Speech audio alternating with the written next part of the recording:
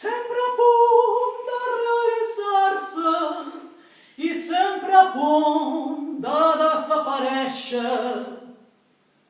Quin parany més dolç, assetjada per les gloplades d'un vent més gèlid que jo, just al bell mig d'un oratge desconcertat i després d'una treva ben oportuna tornes a remordir-me la consciència i no puc pair cap compungiment més, cap compungiment més, cap compungiment més.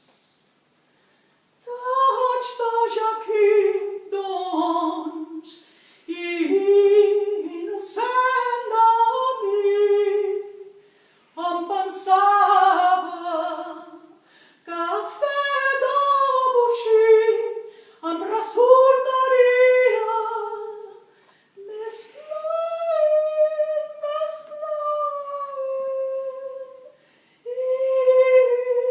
no ho és.